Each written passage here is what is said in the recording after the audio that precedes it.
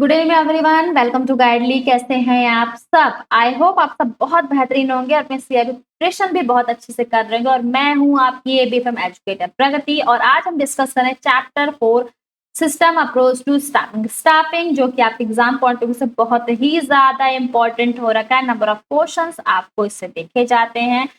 तो जो भी चैनल पे नए उन्हें पता है ना क्या करना, उन्हें चैनल को सब्सक्राइब कर लेना और साथ ही साथ टेलीग्राम चैनल ज्वाइन करना बिल्कुल भी मत भूलिएगा। लिंक आपको इस टेलीग्राम चैनल का डिस्क्रिप्शन बॉक्स में मिल जाएगा, क्योंकि इसी के जरिए आपको क्लासेस के नोट्स, क्लासेस के पीडीएफ इसी के जरिए मिलते हैं। तो आपको क्लास का पीडीएफ कहाँ मिलेगा? टेलीग्राम चैनल के जरिए। तो इससे जुड़ना मत भूलिएगा। तो बात करते हैं आज के हमारे टॉपिक की। तो सबसे पहले जानते हैं स्टाफिंग क्या होता है, किसे कंसीडर किया जाता है भाई स्टाफिंग। स्टाफिंग क्या है? नॉर्मल टर्म्स में अगर बात की जाए तो स्टाफिंग क्या होता है भाई? वर्कफोर्स की जरूरत है ना। किसी भी कंपनी में, किसी भी ऑर्गेनाइजेशन में जिस नॉलेज की, जिस स्किल की, जिस टैलेंट की जरूरत है उसके लिए क्या किया जाता है? लोग को अपॉइंट किया जाता है ना। जैसे अगर आप वर्किंग प्रोफेशनल है, बैंक में आप जाना चाहते हो, तो बैंक में अगर काम करने वालों की जरूरत, तो बैंक क्या करती है? वैकेंसीज निकालती है और जिनकी स्किल है, टैलेंट है उसके रिगार्डिंग वो उसमें क्या करते हैं? वो उसमें पार्टिसिपेट करते हैं और अपने एक पोजीशन सिक्योर करते हैं। तो ये सब क्या है? स्टाफिंग क्या है? स्टाफिंग एक जरिया है जिसके जरिए क्या किया जाता है? जो ह्यूमन वर्क फोर्स है उसको एम्प्लॉय किया जाता है। तो बात की जाए अगर स्टाफिंग की, तो एक की मैनेजमेंट फंक्शन होता है जो कि मेजर फोकस करता है। किस चीज में मेजर फोकस करता है? कि भाई ऑर्गेनाइजेशन में जो जगह खाली हो रखी है उसको किस तरीके सुटेबल स्किल्ड इंडिविजुअल के जरिए फिल किया जा सके। और ये तरीका, ये प्रोसेस कंप्लीट किया जाता है कुछ प्रोसेस के जरिए, जिसे कहा जाता है रिक्रूटिंग, सेलेक्टिंग, डेवलपिंग और रिटेनिंग एम्प्लॉय। यानी स्टाफिंग की अगर बात की जाए तो एक बहुत की मैनेजमेंट फंक्शन है जो मेजर फोकस करता है कि भाई ऑर्गेनाइजेशन में जो रोल्स हो रखे हैं उस रोल को किस तरीके से फिल किया जाए। भाई किसी भी ऑर्गेनाइजेशन में मुझे बताइए, अगर जिन लोगों की जिस नॉलेज, जिस स्किल की, जिस टैलेंट की जरूरत है, ऐसे ही लोगों को तो अपॉइंट किया जाएगा ना। मान लीजिए पोजीशन हो रखी है मार्केटिंग की और आपने किसी पर्सन को एम्प्लॉय कर रखा जो कि प्रोडक्शन में डील कर रहा है, तो क्या वो ऑर्गेनाइजेशन बेहतर काम कर पाएगी? नहीं कर पाएगी ना भाई, ऑर्गेनाइजेशन तो पूरी तरह से क्रैश हो जाएगी। तो स्टाफिंग क्या है? स्टाफिंग एक ऐसा जरिया है जो ये बताता है कि क्या वो तरीका होना चाहिए जिसके जरिए, कह सकते हैं कैसा कंटिन्यूअस प्रोसेस है जिसके जरिए जो डिजायरेबल जो रोल रखे किसी भी ऑर्गेनाइजेशन के, उसके लिए जो डिजायरेबल कैंडिडेट्स होते हैं उन्हें एम्प्लॉय करने का काम इसी स्टाफिंग के जरिए ही किया जाता है। और ये स्टाफिंग का प्रोसेस, स्टाफिंग अगर बात कुछ पर्टिकुलर प्रोसेस की बात करता है जिसके जरिए जो डिजायरेबल रोल है, सॉरी, जो ऑर्गेनाइजेशन के लिए जो रोल्स हो रखे हैं, ऑर्गेनाइजेशन के जो लोग हैं उसके लिए जो डिजायरेबल लोग हैं उनको एम्प्लॉय करता है। कौन सा है वो कंटिन्यूस प्रोसेस? सबसे पहला बात करता है रिक्रूटिंग की, यानी क्या किया जाता है? लोगों को रिक्रूट किया जाता है। जैसे भी वैकेंसीज हो रखी है, जो भी रोल ऑर्गेनाइजेशन में फुलफिल करना है उसके अकॉर्डिंग जिन लोगों को नॉलेज है, टैलेंट है, स्किल है, उसके अकॉर्डिंग लोगों को रिक्रूट किया जाता है। रिक्रूटमेंट दी जाती है कि हाँ भाई किसी भी पर्टिकुलर ऑर्गेनाइजेशन में या फिर कंपनी में कुछ पर्टिकुलर वैकेंसीज हैं, चाहे मार्केटिंग के डिपार्टमेंट रिगार्डिंग या फिर आईटी सेक्टर के रिगार्डिंग या फिर कह सकते हैं यूट्यूब मैनेजर के रिगार्डिंग या फिर प्रोडक्शन मैनेजर के रिगार्डिंग या फिर आईटी मैनेजर के रिगार्डिंग, एचआर मैनेजर के रिगार्डिंग। ये सब कुछ क्या होता है? ये सब कुछ रिक्रूटमेंट में किया जाता है, मेंशन किया जाता है। इसके बाद जब लोग उसमें पार्टिसिपेट करते हैं अपने नॉलेज और स्किल या फिर टैलेंट के अकॉर्डिंग उसमें पार्टिसिपेट करते हैं, तो फिर उसमें से जो बेहतर कैंडिडेट्स होते हैं उनका सिलेक्शन किया जाता है या फिर कुछ ऐसे लोगों को भी अपॉइंट कर लिया जाता है जिनमें बेशक कहीं ना कहीं, जैसे आपने देखा हुआ कई सारे ऐसे ऑर्गेनाइजेशन है जिन्होंने एक्सपीरियंस की जगह फ्रेशर्स को भी सेलेक्ट किया है। क्योंकि क्या होता है उसमें, उन्हें रिक्रूटमेंट में क्या होता है, उन्हें वो दिखता है कि हाँ उन्हें, जैसे अगर किसी फ्रेशर को भी सेलेक्ट किया जाए तो उसमें क्या देखा जा रहा है, क्या वो अडॉप्ट कर सकता है, जो अडेप्ट कर सकता है डिजायरेबल रोल को जो कि किसी भी ऑर्गेनाइजेशन में उसे ऑफर किया है। क्या उसमें वो कैलिबर हो रखा है कि वो उस टास्क को परफॉर्म किया कर सकता है जिससे वो असाइन किया जाएगा। यानी जिस भी टास्क को उसे असाइन किया जाए क्या वो उस टास्क को परफॉर्म कर सकता है। तो ये बेसिकली सेलेक्टिंग टाइम पे ही देख लिया जाता है। इसके बाद डेवलप किए जाते हैं भाई कंपनी से अकॉर्डिंग, कंपनी के जो गोल है उसके साथ जिन लोगों को अपॉइंट किया जाता है उसे अलाइन किया जाता है। जो डिजायरेबल स्किल्स हैं कंपनी जो चाहती है, कंपनी जिस तरीके से उनसे स्किल चाहती है, जो टैलेंट चाहती है, उसे भी with in the company develop किया जाता है। और साथ ही साथ एम्प्लॉयज को रिटेन करके रखा जाता है कि भाई अगर बेहतर एम्प्लॉयज हैं, कोई भी ऑर्गेनाइजेशन कब ग्रो करता है? जब उसमें बहुत बेहतर एम्प्लॉयज काम कर रहे हैं या फिर बेहतर, जिनको बहुत अच्छी खासी नॉलेज है, बहुत अच्छा खासा टैलेंट है, जब उसको रिटेन करके ऐसे एम्प्लॉयज को रखा जाता है। तो ये किसका हिस्सा है? ये भी पूरी तरह से स्टाफिंग का ही हिस्सा हो रखा है। यानी अगर स्टाफिंग की बात की जाए तो इसमें सब कुछ इन्वॉल्व किया जाता है। यानी असेस कैसे करना है ऑर्गेनाइजेशन को, किसी भी ऑर्गेनाइजेशन को किस तरीके से चलाना है, जो भी वर्कफोर्स की जरूरत है कौन कौन मिलकर उसको चलाएंगे, नीड क्या है, उसके अकॉर्डिंग जो ऑर्गेनाइजेशन नीड है, जो वर्कफोर्स की नीड है उसके अकॉर्डिंग कैंडिडेट्स को फाइंड आउट करना कि भाई राइट क्वालिफिकेशन हो। ऐसा ना हो कि भाई मैनेजर हमें आईटी डिपार्टमेंट के लिए कोई चाहिए और हम ढूंढ के ला रहे हैं प्रोडक्शन का कोई पर्सन।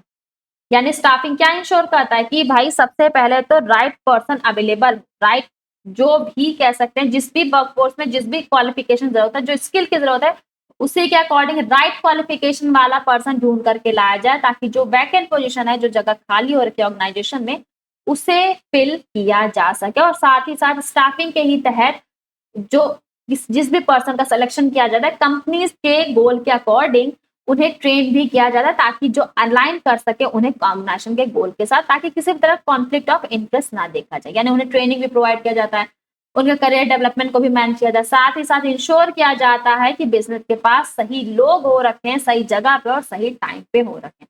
यानी स्टाफिंग क्या इंश्योर करता है? स्टाफिंग 3 मेजर चीजें इंश्योर करता है। क्या वो 3 मेजर चीजें जो स्टाफिंग इंश्योर करता है? कि भाई बिजनेस में राइट पीपुल हो रखे, सही लोग हो रखे, यानी जिस डिपार्टमेंट जिसकी जरूरत है वही वहां पे काम कर रहा है, राइट प्लेस पे वो हो रखे और राइट टाइम पे हो रहा है। या फिर ऐसा ना हो कि भाई जब बात हो रही है, जब सबसे ज्यादा जरूरत है कि मार्केटिंग स्ट्रेटजीज की, तो मार्केटिंग में कोई पर्सन ही अवेलेबल नहीं है ना।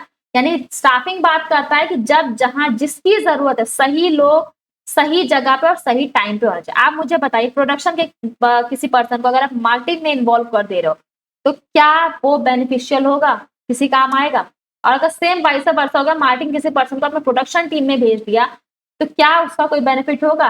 तो क्या होगा, सारा का सारा प्रोसेस ही बिल्कुल उथल पुथल होकर के चला जाएगा, और जो ग्रोथ है, वो ग्रोथ की तो बात छोड़िए, कंपनी के इंटरनल ऑपरेशन पूरी तरह से इफेक्ट हो जाएंगे। इसीलिए स्टाफिंग इस बात को इंश्योर कर रहा है कि सिर्फ राइट कैंडिडेट ही नहीं चूज करने हैं, उन राइट कैंडिडेट्स को उनकी सही जगह पर भी प्लेस करने का काम स्टाफिंग करता है, और सही टाइम पे भी। मानते प्रोडक्शन मैनेजर की जरूरत हो रखी है इस समय, प्रोडक्शन के बहुत बहुत सिचुएशन चल रहा है, प्रोडक्शन का प्रोसेस बहुत खराब सिचुएशन चल रहा है। आपने प्रोडक्शन मैनेजर को अपॉइंट कर लिया, आपको पता है इसको प्रोडक्शन टीम में इसको भेजना है, लेकिन आपने उनके अपॉइंटमेंट से डिले कर दिया। मतलब जब पीक टाइम पे हो रखा था मार्केट, जब सबसे ज्यादा प्रोडक्ट्स की सेल होनी चाहिए थी, उसके लिए अच्छी खासी प्रोडक्टिविटी की जरूरत थी, तब आपने प्रोडक्शन मैनेजर को अपॉइंट ना करके, जब पूरी तरीके से उस मार्केट से, या अगर सीजनल प्रोडक्ट्स किसी कोई कंपनी बना रही है और वो सीजन ही चला गया उस पर्टिकुलर प्रोडक्ट का, जैसे एक छोटा सा एग्जांपल लेते हैं कि आइसक्रीम आपका है, तो सबसे ज्यादा आइसक्रीम की कब सेल होगी?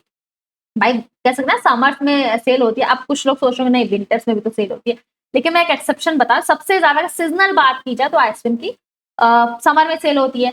अब आपको क्या था, आपको पता है प्रोडक्शन मैनेजर आपको अपॉइंट करना, लेकिन आपने क्या किया भाई, जब सीजन ही खत्म होगा तब जा करके आप प्रोडक्शन मैनेजर को अपॉइंट करो। यानी आपने राइट पीपुल प्रोडक्शन मैनेजर के अपॉइंटमेंट करनी थी अपने प्रोडक्शन को बढ़ाने के लिए, वो तो कर दिया, सही किया। राइट प्लेस पे भी आपने उसको अपॉइंट किया कि आपने उसको प्रोडक्शन टीम में भेजा, लेकिन क्या राइट टाइम में आपने उसको अपॉइंट किया? भाई जब सीजन में जरूरत है, जब सबसे ज्यादा डिमांड थी प्रोडक्ट की, उस समय अगर आप अपॉइंट नहीं कर रहे हो, तो राइट पर्सन राइट प्लेस में होने का भी कोई मतलब नहीं है। और यही बताता है स्टाफिंग, इसी बात को इंश्योर करता है स्टाफिंग। यानी 3R को फुलफिल करने का काम कौन करता है? 3R को फुलफिल करने का काम स्टाफिंग करता है, राइट पीपुल, राइट प्लेस और राइट टाइम। आई होप आपको ये अच्छे समझ में आ गया होगा। तो अब बात करते हैं फंक्शंस ऑफ स्टाफिंग की, स्टाफिंग के में कौन कौन से फंक्शन इन्वॉल्व है। तो स्टाफिंग में क्या क्या होता है भाई, एम्प्लॉयमेंट की बात होती है, जॉब्स की बात होती है कि भाई right people, right place, right time, अभी हमने बताया। कंपनसेशन भी स्टाफिंग फंक्शन है। इसके अलावा ट्रेनिंग और डेवलपमेंट की बात की जाती है स्टाफिंग में। इंटीग्रेशन की बात कीजिए, वर्किंग कंडीशन किस तरह से बेहतर प्रोवाइड की जाए, ये भी स्टाफिंग में इन्वॉल्व है।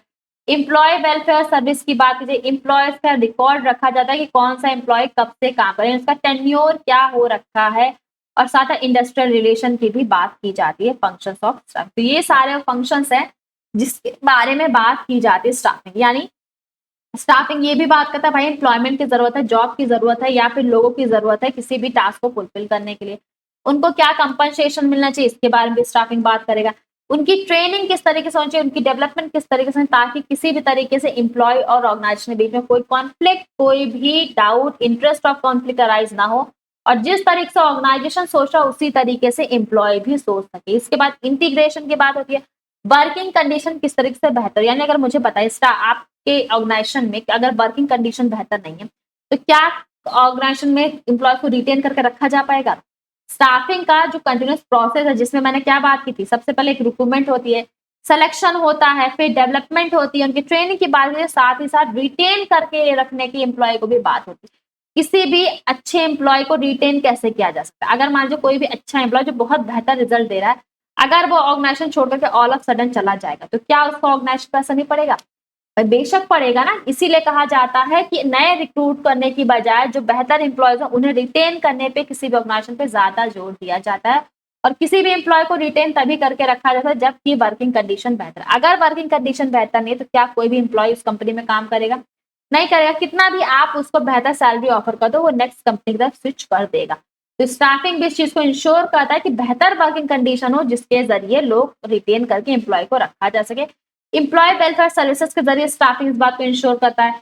एम्प्लॉय से रिकॉर्ड्स को भी रखने का काम करता है, भाई कौन से एम्प्लॉय ने कब ज्वाइन किया था, किस टाइम पे ज्वाइन किया था, कितने टाइम पीरियड उसका वर्किंग कंडीशन क्या थी, या फिर कितने टाइम पे वो लीव पीरियड था। तो ये सब कुछ क्या है, सब स्टाफिंग के तहत ही मैनेज किया जाता है। इंडस्ट्रियल रिलेशन की भी स्टाफिंग के तहत बात की जाती है। आई होप आपको ये अच्छे समझ में आ गया होगा। तो अब बात करें सिस्टम अप्रोच टू स्टाफिंग क्या होता है, क्या ऐसा सिस्टम है जिसके जरिए स्टाफिंग को मैनेज किया जाता है। तो ये क्या है सिस्टम, जो एक मेथड बेस्ड होता है, एक मेथड बेस्ड ओपन सिस्टम है जो कि रिक्वायर्ड होता है स्टाफिंग के लिए। यानी अगर बात करो कौन सा सिस्टम की कैसे जरूरत है, भाई कौन सा सिस्टम होना चाहिए जिसके जरिए हम स्टाफिंग को फुलफिल कर सके। तो एक ओपन सिस्टम होता है जो कि क्या होता है, जो कि स्टाफिंग के लिए रिक्वायर्ड होता है। इसमें क्या होता है, ये जो भी एक्टिविटी की जाती है वो विद इन द कंपनी की जाती है। यानी अगर रिक्रूटमेंट की बात है, सिलेक्शन की बात है, डेवलपमेंट की बात है कि ट्रेनिंग दे रहे हो आप, सब कुछ कंपनी के अंदर ही किया जाता है और ये लिंक्ड होता है उस एनवायरनमेंट के साथ जो कि कंपनी के बाहर होता है। बेशक सारी एक्टिविटी कंटिन्यू की जाती है कंपनी के अंदर, लेकिन ये लिंक्ड होता है ऐसे एनवायरनमेंट से जो कि कंपनी के बाहर है। और इसके लिए ये बहुत ज्यादा नेसेसरी है कि कंसिडरेशन में लाया जाए कंपनी का, इस बात को ध्यान रखा जाए कंपनी का इंटरनल फैक्टर क्या हो रखा है कंपनी का। तो वहीं अगर बात की जाए इंटरनल फैक्टर की, तो उसमें पर्सोनल की पॉलिसीज क्या है, यानी जो कंपनीज में जो की होल्डर्स हो रहे हैं उनकी पॉलिसीज क्या है, ऑर्गेनाइजेशन क्लाइमेट क्या है, यानी ऑर्गेनाइजेशन में वर्किंग कंडीशन क्या हो रखी है, और रिवॉर्ड सिस्टम क्या है। भाई अगर कोई भी एम्प्लॉय बेहतर काम कर रहा है तो अगर उसके वर्क को रिकॉग्नाइज किया जा रहा है, उसे रिवॉर्ड दिया जा रहा है, तो जाहिर सी बात वो क्या होता है, वो मोटिवेट होता है और इस मोटिवेशन के जरिए वो और भी बेहतर तरीके से काम करता है।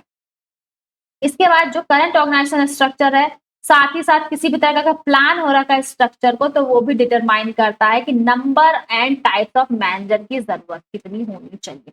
भाई कोई भी मान लीजिए कोई ऑर्गेनाइजेशन है, वो स्मॉल ऑर्गेनाइजेशन है, तो जाहिर सी बात है उसमें क्या होगा, साइज में भी वो छोटा हो रखा है, तो उसमें ज्यादा नंबर ऑफ मैनेजर की जरूरत नहीं है, ज्यादा नंबर ऑफ एम्प्लॉयज की जरूरत नहीं है। लेकिन अगर कोई बहुत बड़ा ऑर्गेनाइजेशन, तो जाहिर सी बात है उसमें नंबर ऑफ एम्प्लॉयज की भी जरूरत होगी होगी ना, बहुत ज्यादा एम्प्लॉयज की जरूरत होगी। तो इसके लिए मैनेजमेंट इन्वेंट्री का यूज किया जाता है, जिसमें हम क्या करते हैं, जिसमें हम कंपैरिजन करते हैं कि कितने मैनेजर्स की नीड हो रखी है और उसमें से जो मैनेजर्स हैं या जितने लोग हैं उसमें से अवेलेबल टैलेंट कितना हो रखा है। यानी जब हम बात करते हैं कि भाई ऑर्गेनाइजेशन में ये डिटरमाइन करना जरूरी कितने मैनेजर्स की जरूरत है, कितने एम्प्लॉयज की जरूरत है, तो इसके लिए क्या करते हैं, इन्वेंट्री मैनेजमेंट हम यूज करते हैं, सॉरी मैनेजमेंट इन्वेंट्री हम यूज करते हैं। इसमें क्या करते हैं, इसमें कंपैरिजन किया जाता है कितनी जरूरत हो रखी है हमें मैनेजर्स की और हमारे पास करेंट टाइम पे कितना टैलेंट यानी कितने मैनेजर्स ऑलरेडी अवेलेबल हो रखे हैं और उसके अलावा हमें और कितने मैनेजर्स की जरूरत है। ये सब कुछ डिस्कस किया जाता है सिस्टम अप्रोच टू स्टाफिंग में, यानी जिसके तहत हम बात करते हैं भाई स्टाफिंग किस तरीके से करनी चाहिए, ये डिस्कस किया जाता है इसके तहत। इसके अलावा स्टाफिंग का एक बहुत ही ज्यादा बहुत बड़ा इम्पैक्ट होता है लीडिंग में और कंट्रोल में, यानी लीडरशिप की बात की जाए या फिर कंट्रोल करने की बात करें तो स्टाफिंग बहुत ही मेजर रोल प्ले करता है। जैसे एक छोटा सा एग्जांपल लेते हैं कि मैनेजर, अगर कोई ऐसे मैनेजर्स है जिनको प्रॉपर ट्रेनिंग मिली हुई है, ठीक है, कोई मैनेजर है कंपनी में उन्होंने एम्प्लॉय किया और उसमें उन्हें प्रॉपर ट्रेनिंग मिली हुई है, तो वो क्या करते हैं, कंपनी के जो गोल है उसको बेहतर तरीके से समझेंगे और साथ ही साथ जो वर्किंग कंडीशन है, जो एटमॉस्फेयर हो रखा है मेंबर्स के बीच, उसे बेहतर तरीके से अचीव कर पाएंगे, है ना, और इंटरप्राइज के गोल के साथ भी अलाइन कर पाएंगे, साथ ही साथ उनके जो पर्सनल ऑब्जेक्टिव हैं वो भी वो फुलफिल कर पाएंगे। ये बेनिफिट होता है कि भाई स्टाफिंग का, क्योंकि स्टाफिंग क्या है, लीडिंग और कंट्रोलिंग दोनों को ये डिफाइन कर रहा है, उस पर बड़ा प्रभाव डालता है। यानी अगर किसी मैनेजर को, मैंने मुझे बताई प्रॉपर तरीके से अगर ट्रेनिंग मिली हुई है तो बेहतर तरीके से एटमॉस्फेयर को अडॉप्ट करेगा, यानी जो भी वर्क कल्चर होगा उसे बेहतर तरीके से अडॉप्ट करेगा ही, साथ ही साथ ऑर्गेनाइजेशन के गोल को तो फुलफिल करेगा ही, अपने भी गोल को वो बेहतर तरीके से फुलफिल कर लेगा। इसके बाद जो एक्सटर्नल एनवायरनमेंट है वो भी स्टाफिंग के तहत इग्नोर नहीं किया जाता, क्योंकि हाई टेक्नोलॉजीज होती है मैनेजर्स के लिए क्या, कि अगर उनके पास अच्छा खासा हाई लेवल का एजुकेशन है, स्किल्ड है, इसका मतलब नॉलेज है, टैलेंट है, एक्सपर्टीज है, ये सब कुछ इन्वॉल्व है, जिसके जरिए क्या है वो जाहिर सी बात वो हेल्पफुल होंगे ऑर्गेनाइजेशन गोल को अचीव करने में। और ये पॉसिबल होता है कि कोई भी ऑर्गेनाइजेशन एक्सपेंड नहीं कर सकता है अपने डिजायर्ड रेट को अगर वो जो डिमांड हो रखी है मैनेजर की इस तरीके की अगर वो फुलफिल नहीं कर पाता है। भाई मुझे बताइए, अगर कोई भी ऑर्गेनाइजेशन ग्रो कब करेगा, जब उसे जिस डिजायर्ड स्किल की जरूरत है, अगर वो डिजायर्ड स्किल क्या कर रहा है, फुलफिल कर पा रहे हैं, यानी जिस तरीके की स्किल की उसको जरूरत है, टैलेंट की जरूरत है, नॉलेज की जरूरत है अपने मैनेजर में, अगर वो उसे उस तरह के मैनेजर्स को अपॉइंट कर पाए, तो इसका मतलब क्या है, वो अपनी कंपनी को ग्रो कर पा रहा है। भाई जिस टाइप के स्किल की उसको जरूरत थी, टैलेंट की जरूरत थी, जो रोल हो रखा है ऑर्गेनाइजेशन में उसको परफॉर्म करने के लिए, अगर वो उन तरीके के मैनेजर्स को अपॉइंट करा, तो जाहिर सी बात है वो उसकी प्रोडक्टिविटी इनहैंस होगी। लेकिन अगर वो नहीं कर पा रहा है ऐसा, तो ना तो वो अपना जो गोल है उसे फुलफिल कर रहा है, ना फिर जो उसकी डिजायर्ड रेट है, desire rate in the sense जो भी उसका ऑब्जेक्टिव है उस गोल का, उसका जो गोल है कंपनी का, वो भी वो फुलफिल नहीं कर पाएगा अगर वो ऐसे मैनेजर्स को अपॉइंट नहीं करेगा जो कि हाई स्किल्ड हो रहे हैं, हाई एजुकेटेड हो रहे हैं। तो भाई स्किल्ड होंगे, एजुकेटेड होंगे, इसका मतलब उनके पास नॉलेज है, टैलेंट है, और वो अलाइन कर पाएंगे ऑर्गेनाइजेशन के गोल के साथ। आई होप आपको ये अच्छे समझ में आ गया होगा। तो अगर ये अच्छे समझ में आ गया तो कुछ एमसीक्यूज भी डिस्कस कर लेते हैं। What is the primary goal of staffing as a management function? Staffing का मेजर गोल क्या है? जब भी कभी बात होती है स्टाफिंग को कंसीडर किया जाता है मैनेजमेंट फंक्शन के बारे में, तो उसका मेजर गोल क्या है? ऑप्शन ए कह रहा है कि सेल्स को ज्यादा इंक्रीज कर देना। ऑप्शन बी आपका कह रहा है कि ऑर्गेनाइजेशन रोल को फुल करना, यानी जो भी सुटेबल कैंडिडेट्स के जरिए उन ऑर्गेनाइजेशन रोल को फुलफिल करना। थर्ड कह रहा है कस्टमर सेटिस्फेक्शन को इंप्रूव करना, या फिर फोर्थ कह रहा है फाइनेंशियल रिसोर्सेज को मैनेज करना। स्टाफिंग का मेजर गोल क्या है? भाई ऑर्गेनाइजेशन में जो वैकेंसीज हैं उसके लिए जो डिजायरेबल कैंडिडेट्स हैं उनको प्रोवाइड करने का काम किसके जरिए किया जाता है? स्टाफिंग के जरिए। तो राइट ऑप्शन क्या होगा? राइट ऑप्शन है आपका बी। नेक्स्ट क्वेश्चन की बात करते हैं। In the system approach staffing is carried. भाई सिस्टम अप्रोच में स्टाफिंग किस तरीके से कैरी किया जाता है? एक्सक्लूसिवली जो एक्सटर्नल एजेंसी यानी बाहर से कोई एजेंसी आती हैं और वो स्टाफिंग को मैनेज करती हैं। नेक्स्ट कह रहा है in isolation from the companies environment हो जाता है। थर्ड कह रहा है कंपनी के ही अंदर इसको मैनेज किया जाता है लेकिन ये लिंक्ड होता है एक्सटर्नल एनवायरमेंट के साथ। और लास्ट कह रहा है कि सिर्फ और सिर्फ हायरिंग फ्रीजेस के जरिए इसको मैनेज किया जाता है। भाई सिस्टम अप्रोच में स्टाफिंग को कैसे कैरी किया जाता है? ये एक ओपन सिस्टम हो रखा है जो कि कहाँ होता है, जो कि परफॉर्म किया जाता है कंपनी के ही अंदर, लेकिन ये लिंक्ड होता है एक्सटर्नल एनवायरमेंट से। राइट ऑप्शन क्या है आपका? राइट ऑप्शन यहाँ पे हो रखा है आपका सी। तो आज की क्लास में हमने डिस्कस किया है अपना सिस्टम अप्रोच टू स्टाफिंग, जिसमें हमने स्टाफिंग डिस्कस किया, स्टाफिंग के प्रोसेस डिस्कस किया। और अगर आप चाहते हैं किसी तरीके से आपको सिस्टमैटिक क्लास मिलता है तो CIB का फाउंडेशन बैच जरूर रेफर करिएगा। इस समय आपको मैक्सिमम 50% का डिस्काउंट मिल रहा है, यानी अगर आप बैंक प्रो का कोड यूज करें तो आपको मैक्सिमम डिस्काउंट मिलता है।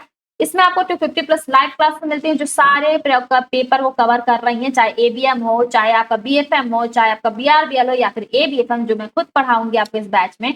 ये सब कुछ आपको कवर करता है। इसमें आपको प्रीवियस सेशन पे बहुत सारे सेशन मिलते हैं। इसके अलावा आपको और भी बहुत कुछ मतलब आप सॉल्व कर पाते हो। इसमें नंबर ऑफ प्रैक्टिस आपको करवाई जाती है केस स्टडीज के रिगार्डिंग, जो बहुत मेजर रोल प्ले करती है। न्यूमेरिकल्स डिस्कशन होते हैं, काफी सारे प्रीवियस पेपर्स पे बहुत सारे डिस्कशन होते हैं, और साथ ही साथ आपको 50+ CIB टेस्ट भी प्रोवाइड किए जाते हैं। तो फटाफट से CIB में एनरोल करें, अपने फाउंडेशन को और बेहतर बनाएं। इसके अलावा टेलीग्राम चैनल ज्वाइन करना बिल्कुल भी मत भूलेगा। आज की क्लास का PDF आपको टेलीग्राम चैनल पर मिलेगा। नए हैं तो चैनल को सब्सक्राइब जरूर कर लीजिएगा ताकि आपको टाइमली नोटिफिकेशन मिलती रहे।